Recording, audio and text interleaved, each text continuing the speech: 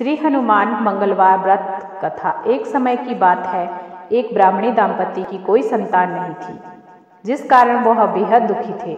एक समय ब्राह्मण वन में हनुमान जी की पूजा के लिए गए। वहां उसने पूजा के साथ महावीर जी से एक पुत्र की कामना की। घर पर उसकी पत्नी भी पुत्र की प्राप्ति के लिए मंगलवार के व्रत करती थी। वह मंगलवार के दिन व्रत के अंत में हनुमान जी को भोग लगाकर ही भोजन करती थी।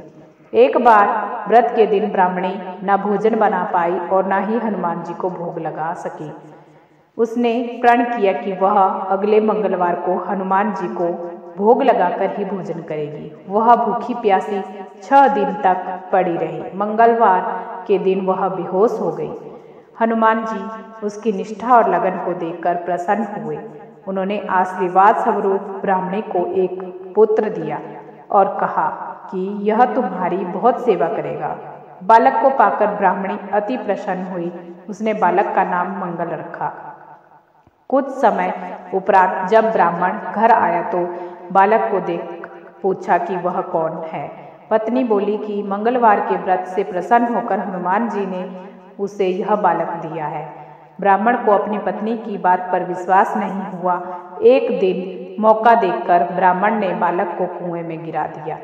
घर पर लौटने पर ब्राह्मणी ने पूछा कि मंगल कहाँ है। तभी पीछे से मंगल मुस्कुराकर आ गया।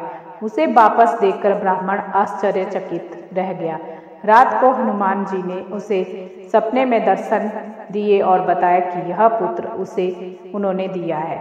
ब्राह्मण को सत्य जानकर बहुत खुशी हुई। इसके बाद ब्राह्मण दाम्पत्य प्रत्येक मंगलवार के व्रत रखने लगे। जो मनुष्य मंगलवार के व्रत कथा को पढ़ता या सुनता है और नियमित व्रत रखता है, उसे हनुमान जी की कृपा से सब दुख दूर हो सर्व सुख प्राप्त होता है और हनुमान जी की दया के पात्र बन जाते हैं। जय बजरंगबली।